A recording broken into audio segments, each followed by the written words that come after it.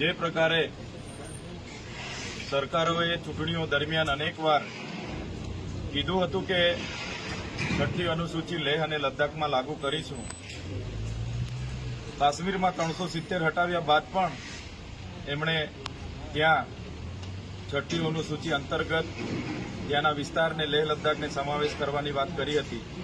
ત્યારે છેલ્લા ઘણા સમયથી ત્યાં છઠ્ઠી અનુસૂચિનો અમલ ન થવાથી સોનુ વાંચિકજીના આગેવાનીમાં અહિંસક રીતે આંદોલન ચાલુ હતા।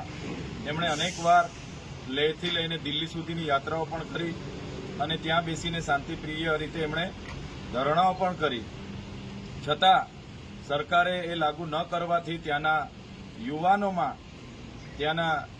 યુવાનોમાં એક આક્રોશ હતો અને એ આક્રોશને લઈને જે તે વખતે 24 તારીખના રોજ જે ઘટના ઘટી, જેનું અમને દુઃખ છે કે જે પણ સરકારી કચેરીઓ કે જેને પણ તોડફોડ જે પણ લોકોએ કરી છે એને દુઃખ છે, પણ એ લોકો આ અહિંસક રીતે ચાલતા આંદોલનને તોડવા માટેના કેટલાક તત્વો ભેગા મળીને કર્યું છે। પણ સોનમ વાંગચુકજીએ ત્યારે પણ કીધું હતું કે આંદોલન અમે અહિંસક રીતે જ કરીશું અને આગળ વધીશું, છતાં આ ભાજપની સરકારે એનએસએ લગાડીને એમને જ્યારે જેલ હવાલે કર્યા છે ત્યારે એનો અમે સખત શબ્દોમાં વિરોધ કરીએ છીએ।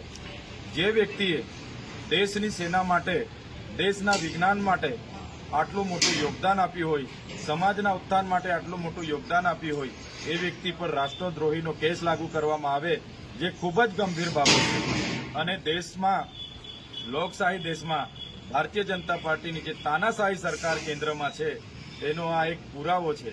જે વ્યક્તિ પર આખી એક 3 ઇડિયટ જેવી મૂવી બની હોય, જેમણે આખા દેશના યુવાનોને પ્રેરણા આપી હોય, એવા વ્યક્તિ પર જેમણે રાષ્ટ્રપતિથી લઈ નેશનલથી લઈ ઇન્ટરનેશનલ એવોર્ડો જેમને મળ્યા હોય, જેનાથી એવોર્ડથી એમને સન્માનિત કર્યા હોય, એવા વ્યક્તિને રાષ્ટ્રદ્રોહી જાહેર કરીને રાતોરાત એમને એનએસએ અંતર્ગત જેલ હવાલે કરવામાં આવ્યા છે, એનો અમે સખત શબ્દોમાં વિરોધ કરીએ છીએ। સરકારને કહેવા માંગીએ છીએ, અનેકો દેશમાં તમે જોયું હશે ક્યાંય પણ તાનાશાહી સરકાર ચાલી નથી, અને ભારત દેશમાં પણ આવનારા દિવસોમાં જે પોલીસને આગળ કરીને, આર્મીને આગળ કરીને જે આંદોલનો દબાવવામાં આવે છે, જે વિપક્ષને દબાવવામાં આવે છે, આવનારા દિવસોમાં ચાલવાનું નથી। અમારી માંગણી એટલી જ છે, આજે સમગ્ર દેશના તમામ રાજ્યોમાં, તમામ જિલ્લા અને તાલુકા લેવલે એકી સાથે અમે માન્ય મહામહિમ રાષ્ટ્રપતિને સંબોધીને આવેદનપત્ર પાઠવી રહેલા છે। આવનારા દિવસોમાં પણ જ્યારે જરૂર પડશે તો સમગ્ર દેશના તમામ લોકોને, પ્રકૃતિ પ્રેમીઓને, આદિવાસીઓને અને સોનમ વાંગચુકજીના સમર્થકોને ફરી આહવાન કરવામાં આવશે। જ્યારે ગાંધીનગર જવાનું હશે ગાંધીનગર પહોંચીશું, જ્યારે દિલ્હીનું આહવાન થશે ત્યારે સૌ અમે દિલ્હી પણ પહોંચીશું।